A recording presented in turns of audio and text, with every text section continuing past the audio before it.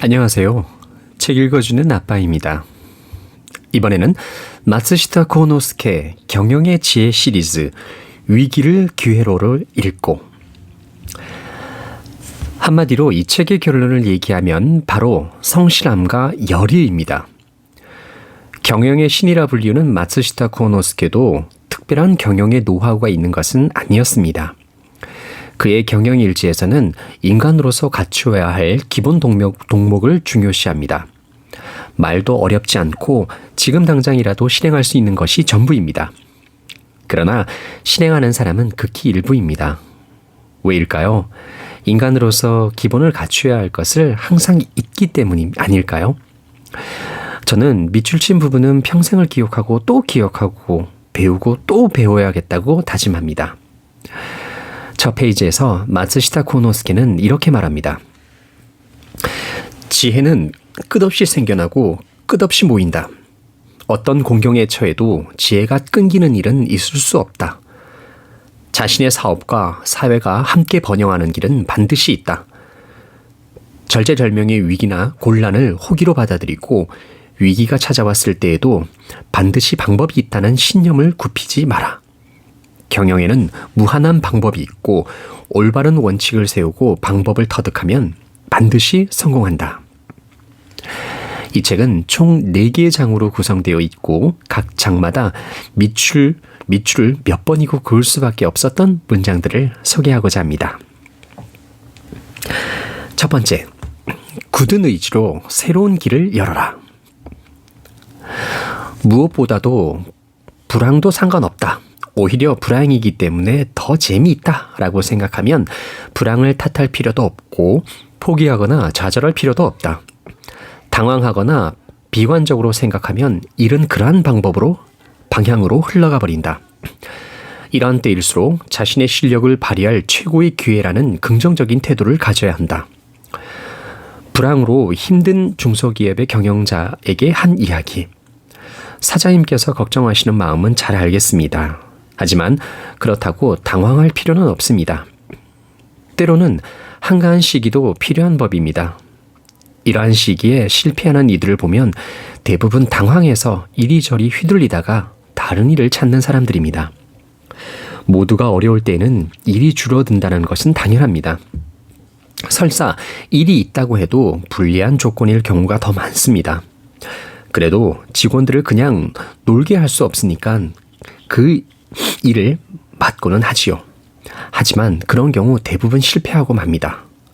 실제로 막다른 길로 들어서는 회사를 보면 무리하게 일을 진행해서 크게 손실을 입는 경우가 많습니다. 뿐만 아니라 자칫 회사가 파산하는 경우도 있습니다.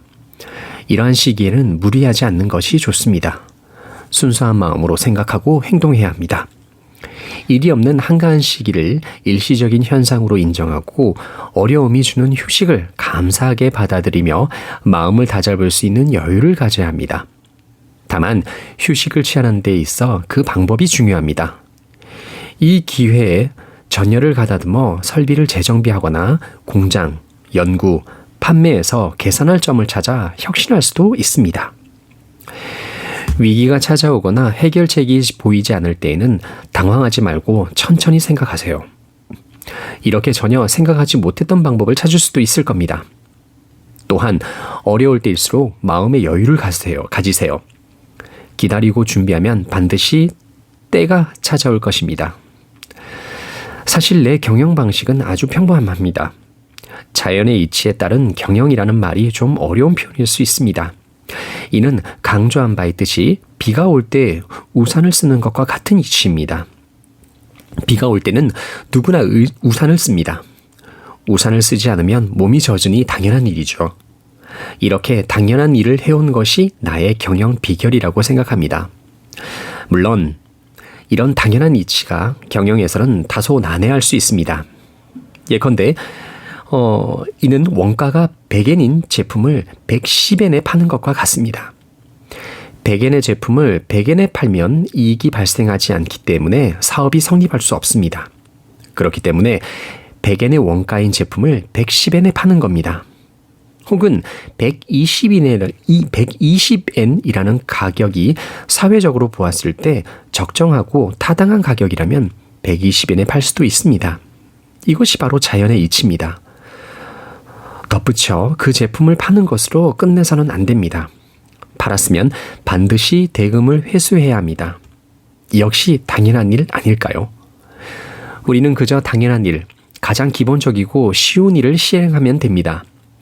이익을 내려면 구입한 가격 이상으로 팔고 빚을 지기 전에 수고 많은 일에 전력을 기울여야 합니다. 아니, 사장님처럼 열심히 일하는 분이 성공하지 못했다는 것이 이상합니다. 저는 열심히 하면 할수록 성공하는 것이 사업이라고 생각합니다. 그러므로 성공하지 못했다는 것은 열심히 하는 자세가 부족하기 때문이 아닐까 싶습니다. 정말로 열심히 진지하게 일을 한다면 반드시 성공할 겁니다. 이것이 사업의 진정한 속성이라고 생각합니다. 사업은 진검승부입니다. 상대의 목을 자르거나 내 목이 잘리겠지 하는 생각으로는 승부가 나지 않습니다. 반드시 성공해야 하는 것입니다. 사업도 그렇지요. 성공을 해야 비로소 진정한 사업을 했다고 할 수 있는 겁니다. 두 번째, 사람이 모든 일의 답이다. 물론 조직을 우선시해야 할 때도 있고 인재를 우선시해야 할 때도 있습니다. 그때 상황에 맞춰 대처하는 것이 가장 현실적인 방법입니다. 달을 향해 로켓을 발사하면 폭음을 내며 하늘 높이 치솟아 올라 순식간에 시야에서 사라집니다. 하지만 우리는 추적 장치를 통해 로켓의 위치를 언제든지 알 수 있습니다. 로켓이 달 표면에 착륙할 때까지 몇만 킬로미터라도 시시각각 추적하는데 이것이야말로 로켓을 발사하는 진정한 의미입니다. 다시 말해 추적한다는 것은 로켓의 행로를 따라가는 것을 통해 성과를 알아간다는 것이고 동시에 현재 상황과 문제까지도 파악한다는 의미입니다. 그저 발사만 해놓은 채 추적하지 않으면 아무런 의미도 없습니다. 그것은 불필요한 낭비일 뿐입니다. 직원들과의 관계도 마찬가지입니다. 어떤 사항을 명령하거나 지시만 한 채 그대로 방치하면 내버려 둔다면 그 어떤 의미도 찾을 수 없고 성과를 거둘 수도 없습니다. 명령을 하고 지시를 내렸다면 그것에 대해 지속적으로 관리를 해야 합니다. 이것이 바로 상사로서의 책임감 있는 태도입니다. 계속해서 확인받는 게 쉬운 일이 아니듯이 관리하는 것도 어렵기는 마찬가지입니다. 그렇기 때문에 자칫하면 소홀해질 수 있습니다. 이를 위해 무엇보다 배려와 끈기가 필요하며 상호 간에 각오를 다져야 합니다. 항상 상대방의 의견을 스승의 의견처럼 여기고 받아들이세요. 부하 직원의 제안을 단순한 의견으로 여기지 않고 회사의 발전을 위한 소중한 제안으로 받아들여야 합니다. 한 번 말해서 모르면 두 번 말하면 됩니다. 두 번 말해서 모르면 세 번 말해야 합니다. 그래도 모른다면 잠시 쉬었다가 다시 말하면 됩니다. 하지만 그렇게 해도 모른다면 방법은 없습니다. 머릿속에서 지워버려야 합니다. 인연이 없는 중생은 구제할 방법이 없다 라는 석가모니의 말처럼 그 사람과의 인연이 없다고 생각해야 할 것입니다. 석가모니 그 이상을 하려고 하니 문제가 생기는 것입니다. 한 가지 방법은 계속 반복하는 것입니다.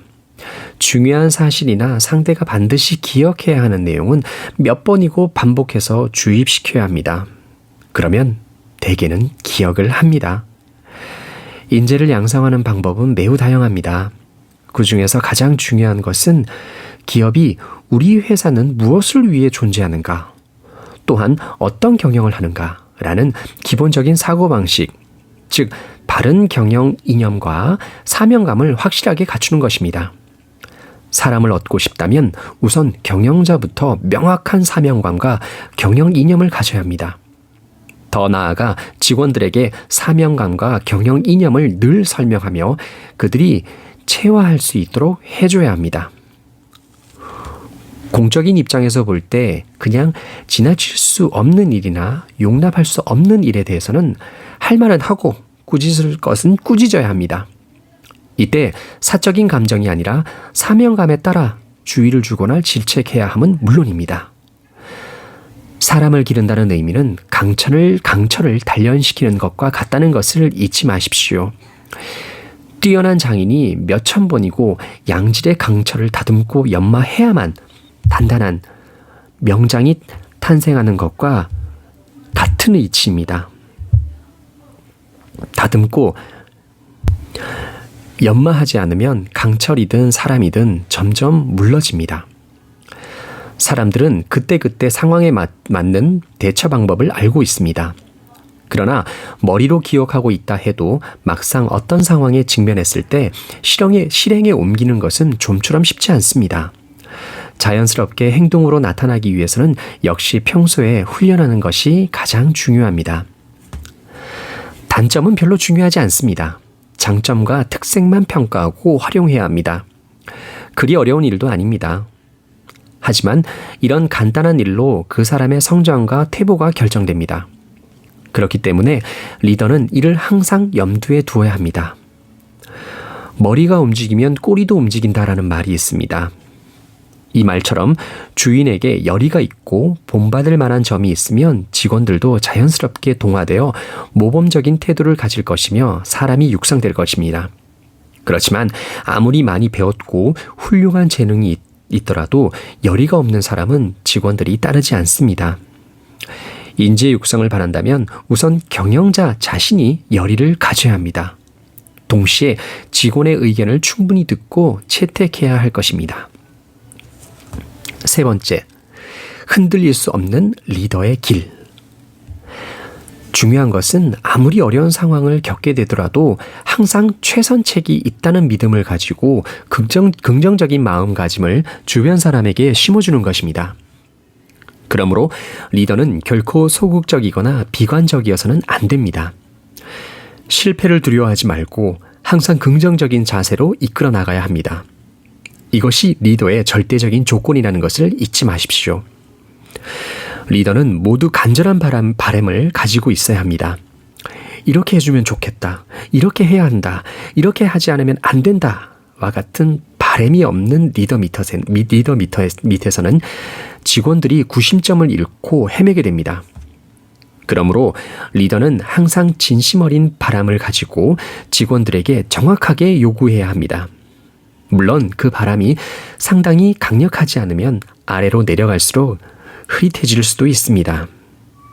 사람들은 모두 경영을 하거나 일을 하는데 강한 의지를 가지고 열심히 살아갑니다. 특히 리더는 이런 의식이 더욱 강해야 합니다. 사장이라면 의지가 가장 강해야 하고 그 다음은 부사장 그리고 그 다음은 상무가 강해야 합니다. 사장이 가장 열심히 일하고 열의가 있어야 합니다. 리더에게서는 열의가 온몸에서 풍겨져 나와야 합니다. 이는 리더에게 부여된 중요한 무형의 임무입니다. 리더의 이런 모습에 직원들은 감명을 받고 자신도 부하 직원을 돕게 됩니다. 리더의 열의를 바탕으로 갖가지 요구사항, 간절한 바람을 이루려는 의욕도 갖게 됩니다. 이는 물론 작은 부서에도 통하는 이치입니다.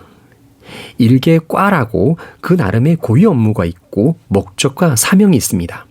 그 목적을 달성하기 위해서는 과장의 의지가 가장 강해야 합니다. 과장이 열의가 있다면 반드시 특출난 사람이 나타날 테고 과장 혼자서는 할 수 없었던 일도 그런 부하 직원들이 해내면서 훌륭한 성과를 낼 수 있을 겁니다. 누구보다도 일을 잘하고 못하고는 별개입니다. 일을 잘하는 것보다 더 중요한 덕목은 그 일에 관여한 사람들을 독려하고 응원해주는 자세입니다. 이것이 최고 경영자나 리더가 가져야 할 업무의 기본 자세이자 마음가짐입니다. 저는 엄격함이 10%, 관용이 90%를 차지하는 게 적절하다고 생각합니다. 관대한 관리자가 없는 기업은 절대로 성장할 수 없습니다. 그러나 이때 관용을 가진 10%의 엄격함은 100%의 엄격함으로 발휘되어야 합니다. 평소에는 편한 자세로 부하 직원을 대하고 이끌어가는 자세가 필요합니다.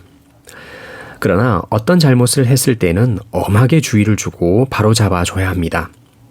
사원은 과장을 두려워하고 과장은 부장을, 부장은 사장을, 사장은 사회를 두려워해야 합니다. 각자의 입장에서 두려움을 느껴야만 자신을 올바르게 세울 수 있으며 성장할 수 있습니다. 이처럼 리더는 한 손에는 채찍을 든 상태로 때로는 다정하게, 때로는 엄하게 구성원들을 이끄는 엄격함과 간대함을 동시에 가져야 합니다. 사장은 커피를 나르는 심부름꾼과 같습니다. 마음속에 부탁한다 라는 말을 새겨야 합니다. 그러한 마음 자세 없이 지시만 내려서는 조직이 움직이지 않습니다. 그래서 저는 항상 오늘은 누구에게 커피를 타줄까 하는 마음으로 직원들을 대하고 하루하루 반성하고 돌아보면서 노력합니다. 신상필벌은 조직에게 매우 중요한 부분입니다. 공적이 있으면 그에 따라 상을 주고 과오가 있으면 역시 그에 따라 벌을 주어야 합니다. 칭찬할 일이 있으면 솔직히 칭찬하고 나무랄 일이 있으면 있는 그대로 나무라면 됩니다.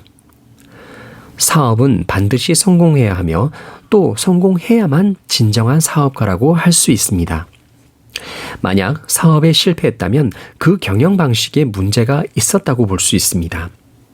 시대를 탓하거나 경영 상황, 거래처를 탓할 수 없으며 모두가 경영자의 책임입니다. 기업을 경영하면서도 뜻대로 일이 이루어지지 않을 때 그 이유가 무엇인지 살펴보면 거의 100% 회사 내부의 원인이 있었습니다. 즉, 내적인 원인인지 외적인 것인지를 곰곰이 따져보면 모두 내부적인 원인 때문이었고 자신의 책임인 경우가 많았다라는 겁니다. 실패의 원인을 자신에게서 찾으려는 자세로 임한다면 새로운 방법을 얻을 수 있고 경쟁에서도 대처할 수 있는 방법 또한 찾을 수 있을 것입니다. 네 번째, 내일을 위해 무엇을 할 것인가? 호황도 좋지만 불황일수록 더 많은 기회가 찾아오는 법입니다. 저는 항상 이를 염두에 둡니다. 그리고 상인에게 호황이란 존재하지 않는다라는 마음을 기본 자세로 삼고 있습니다. 일이 뜻대로 되지 않았을 때마다 구실을 찾아 스스로 정당화해버리는 경우가 있습니다. 장수가 전투에서 패하고서 날씨 탓을 하는 것과 같습니다. 물론 날씨가 패인의 한 가지 요인이 될 수는 있지만 무사는 결코 변명을 해서는 안 됩니다. 진정한 장수란 전투가 시작되기 전에 미리 그날의 날씨나 주변 상황을 계산에 넣고 전투에 임해야 합니다. 그리고 그렇게 해야만 승리를 거둘 수 있습니다. 가령 다른 회사는 1만 엔에 판매하는 것을 우리 회사는 1만 5천 엔에 팔아야 할 때가 있을 것입니다. 고객은 당연히 어째서 다른 회사보다 비싸게 팝니까? 라고 질문을 할 것입니다. 그때 이렇게 답할 수 있어야 합니다. 제품은 같지만 저희는 덤이 있습니다. 바로 저희의 혼입니다. 그만큼 자신이 판매하는 마음의 가치에 자신감을 가져야 합니다. 저는 거래처도 매우 중요하고 소중하게 여깁니다. 그래서 거래처는 사돈집, 상품은 오랜 세월 내가 소중하게 키운 딸과 같다고 생각합니다. 내가 상품을 판다는 것은 결국 내 딸을 시집 보내는 것과 마찬가지라는 의미입니다. 상품을 통해 거래처와 나는 서로 친척이 되는 것입니다. 그만큼 마음을 다해야 합니다. 딸을 시집 보내면 우리는 노심초사 우리 딸이 사돈에게 마음에 들어 할까? 근처에 간 김에 들려서 어떤지 한번 들여다볼까? 하고 생각하죠. 이는 다시 말해 상품에 대한 자신감을 기반으로 항상 고객을 생각하고 염두에 두어야 한다는 의미입니다. 이렇게 하면 고객이 원하는 바를 말하지 않아도 내가 먼저 알아차리고 권할 수도 있고 자연히 성장할 수 있을 것입니다. 일을 제대로 진척하는 데에는 아무리 좋은 방법이라고 해도 기상천외한 방법은 있을 수 없다는 것입니다. 다시 말해 평범하고 일상적인 일을 하나하나 쌓아 올라가는 것만이 기반이 됩니다. 어려움에 직면하면 새로운 길이 열린다고 해도 기본적으로 일상적인 일에 변화는 없습니다. 기본을 충실히 행하지 않고 함부로 새롭게 기묘한 방법을 모색하는 것은 거꾸로 잘못을 저지르는 일이 될 수 있습니다. 우리는 아침에는 생각하고 활동을 하고 밤에는 아침에 생각하고 수행했던 일을 반성해야 합니다. 이런 일을 끊임없이 계속해야 합니다. 다시 한번 강조하지만 회사가 발전하지 못한다면 그 원인은 자기 반성이 부족일 수 있습니다. 설사 반성을 하더라도 적절한 조치를 취하지 않는 것이 원인일 것입니다. 업무상 열의가 없다면 단련될 수도 일을 더 발전시킬 수도 없습니다. 결국 사람의 일이란 열의가 있느냐 없느냐로 결정됩니다. 내가 가지고 있는 기술이나 지식도 열의가 있을 때 비로소 더 발전하고 성장할 수 있는 법입니다. 감사합니다.